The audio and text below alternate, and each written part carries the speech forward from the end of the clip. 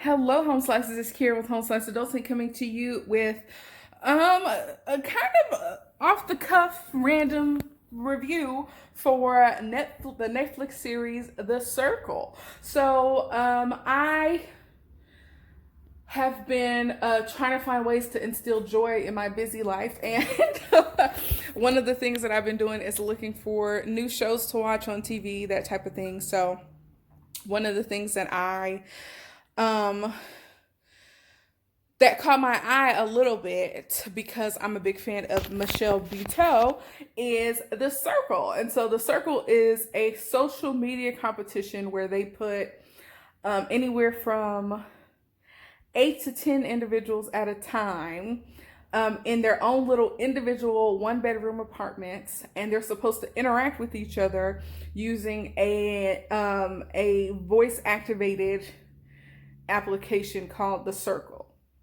And so you can give The Circle commands and stuff like that, and you can use it to chat with each other. They play games, and then basically at the end of the day, they rank each other based on, who they connect with the most, or based on strategy.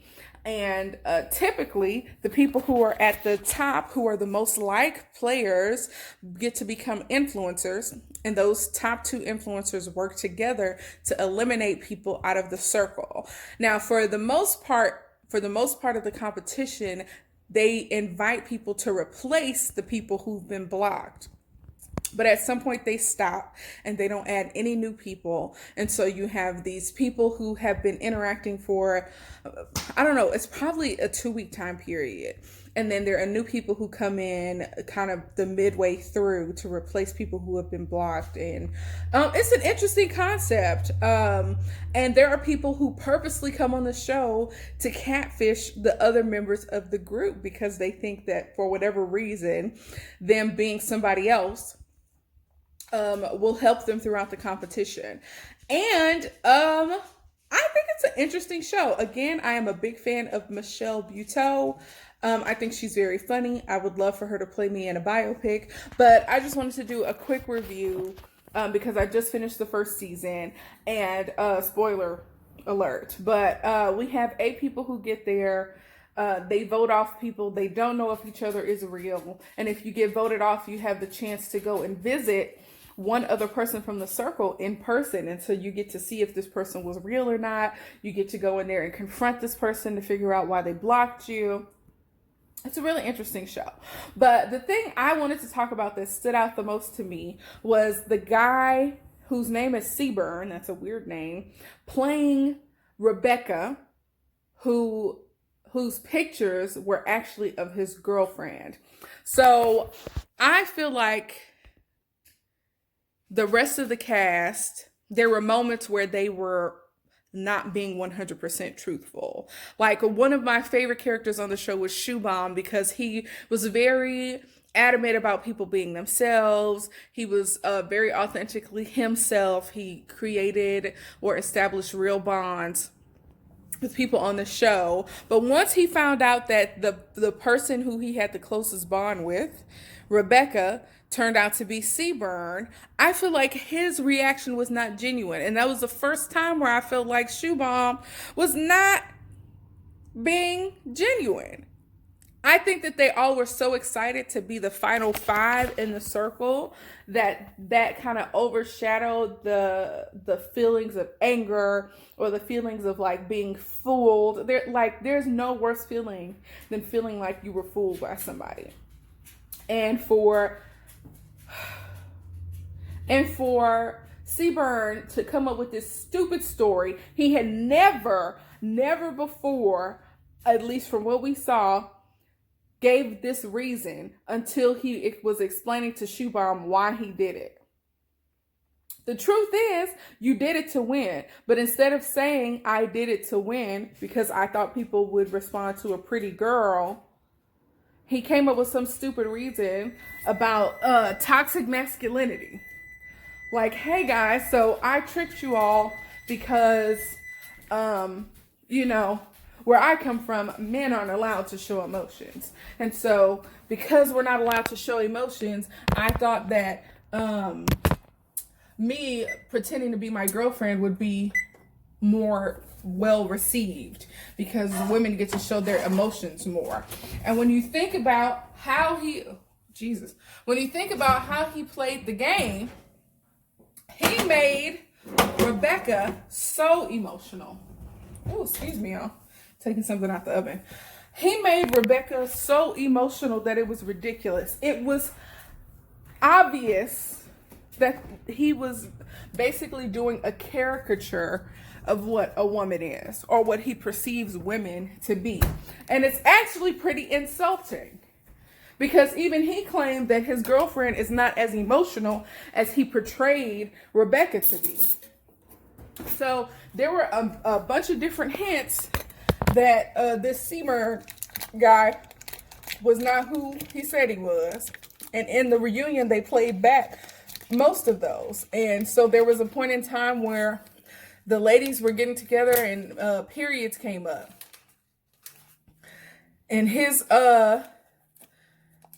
response in their conversation was weird, talking about how he usually gets cramps on one side. When you get cramps on your period, they are everywhere. And that's why they affect your mood, okay?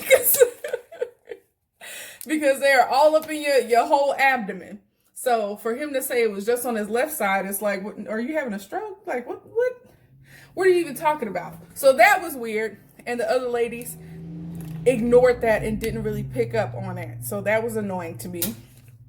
Also, the fact that Rebecca, that he didn't pick up on the fact that Chris was gay, that should have gave it away. Also, the fact that Rebecca was overtly emotional. It's when you think about it, it really can only be a guy who is mocking what it means to be a woman. And that's why I don't buy his story about how he really couldn't be emotional, as a black man in America or whatever.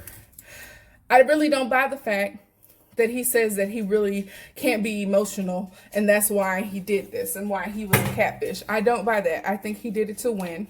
And I think that once he realized that there were girls a part of the show who were more suited to be flirty and that he didn't want to flirt with another guy as a man, or that he couldn't or that he wasn't going to be able to pull that off, that's when he decided to play the whole I'm just going to be the sweet person card.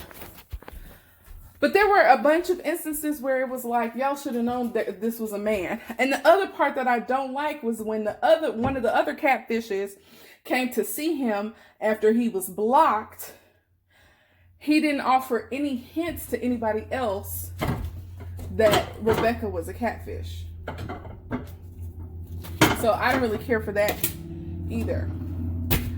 But what I will say is that the show is entertaining, and I'm going to call BS on everybody who claims that they were doing a catfish and that everything that they said or every conversation they had or every instance or whatever of them interacting with the other members of the group, that it was 100% genuine except for the photos. That is never true, because in the show you can see them trying to figure out how Rebecca or Mercedes, who was another catfish, or Adam, who was another catfish, or Sean, who's another catfish, how they calculated in their heads before they responded, because they wanted to respond like the person that they were pretending to be. So,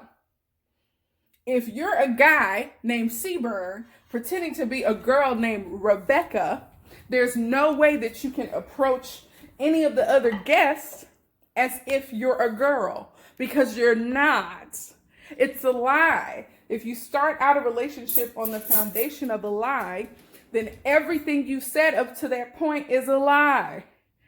Nobody who is a catfish can really claim that they were actually being themselves.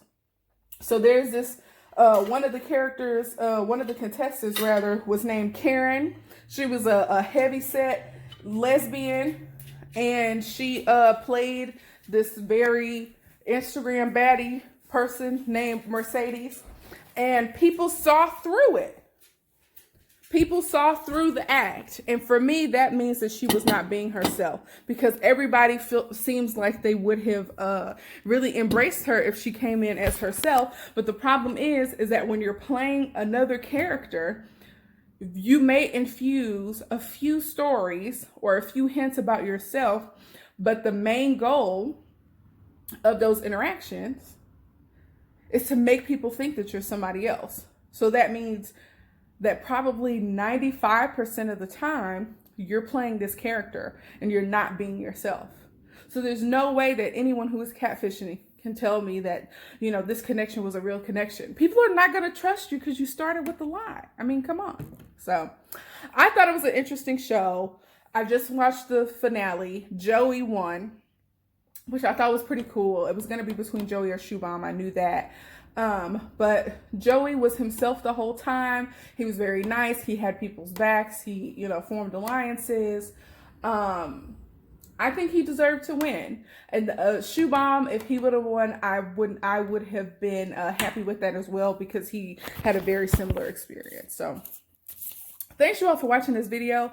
A second season has started, so I'm going to go ahead and get started on that. It's just mindless television. It's really interesting to see how people act and behave and respond and live, and they're in these apartments by themselves, and the only interactions they have are through this app, and there's cameras everywhere, and all of the apartments are decorated differently, and I love the decorations. They all have kind of like themes and stuff that are really cute or whatever. And if you're into mindless television or mindless reality television, this is just like a microcosm of social media. And it just goes to show you that you really don't know who you're talking to online. And here you get into the mind of a catfish. And I enjoyed the show. So, and I love Michelle Buteau, and she's being shady the whole time when she's doing her little voiceovers. I really enjoy her. So if you're interested in watching some mindless television with some millennials who are using social media to connect and not being able to connect face to face, go ahead and check out the show. I enjoy it. All right, peace out, home slices.